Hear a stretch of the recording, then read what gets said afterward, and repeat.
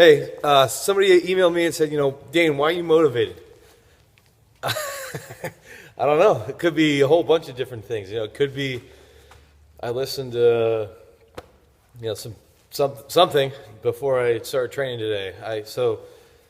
In my mind, I always break things up into, the short-term motivation, which could be, I'm about to go hit a PR snatch, so I want to put on, some drone music or some Tool or some Nine Inch Nails or Rage or, Fuck Buttons or the White Stripes, something that motivates me, So that's like my kind of music. So that's the immediate motivation is doing something like that, okay?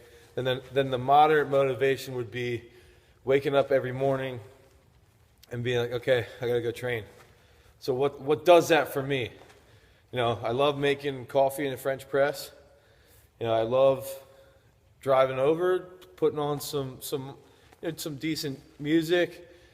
But it's also, you keep the big picture in the back of your mind, so every day you got to train.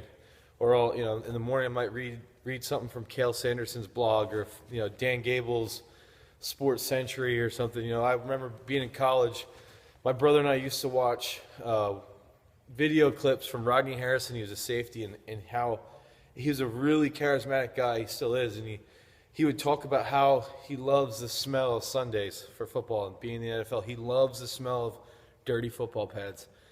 That's moderate motivation. He'd wake up on a Sunday. It's a Sunday. I got to play football. I cannot wait to step on the field to play football. I'm like, you read stuff from Dan Gable or Cale Sanderson. It's a similar thing. So that moderate motivation for me is, pressing a sweet cup of coffee, waking up. My son's there. He alone is motivation. My wife's getting ready to go to work, and I'm saying, eventually I don't want her to work anymore. So in my mind, I'm going, I got to get to work. I got to work harder today than I did yesterday. I don't want my wife to work her whole life. I like working. I want her to be able to eventually stay home with my family. So that's some moderate motivation.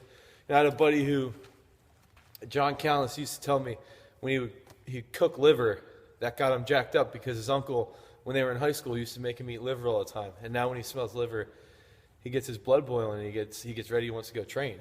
Some people will watch, a guy, a great NFL coach's halftime or college coach's halftime speech. That's motivational.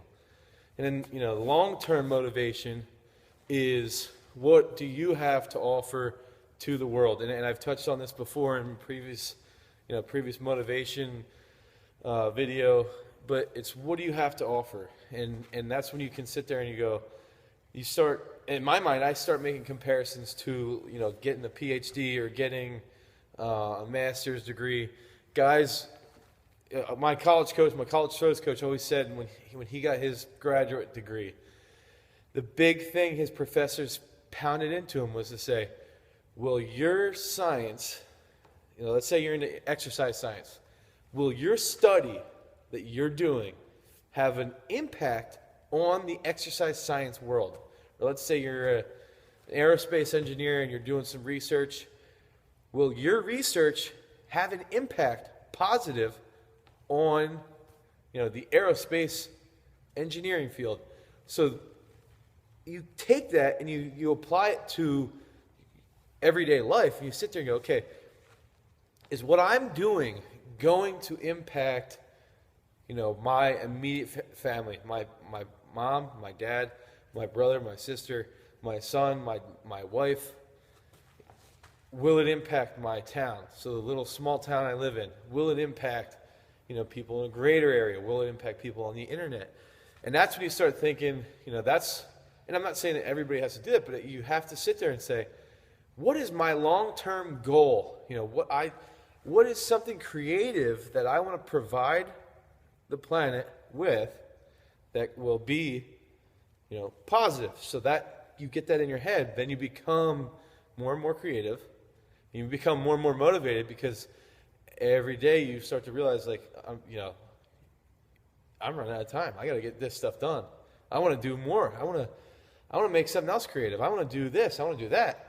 And then that in turn motivates you. It's like, this is a really creepy analogy, but there's a book, Tuesdays with Maury, and it's a guy who has ALS, and he's got 3 years to live. And in those last 3 years, he lives more in those last 3 years than he did in all the years prior to his life. And that's where I think it's important for us to put into perspective, saying, every single day is going to be a grind. I'm going to live it as well as I can possibly live it. I'm going to be as motivated as I can possibly be motivated. And some days you're going to be sick or whatever, but you still have to keep moving forward with all of your ideas and all of your goals and that mindset. And it's the same mindset for an athlete. An athlete might only be an athlete in high school. Well, when I'm a senior, I'm done. Well, then train every day like you mean it. Or in college, I'm done. Once college is done, I'm done. Or me, I'm washed up shot putter. I'm almost 30 years old. I've got probably 3 or 4 good years left to throw, maybe 4, probably 2 to 3. I need to train my ass off now so that I can get as far as I can throw because I'm running out of time. And that sense of urgency is important to staying motivated. So use these things, go watch some Barry Sanders highlight videos. That's motivational, anything like that. But then you also have to have a long-term goal to take those steps along the way to achieving what you want to achieve.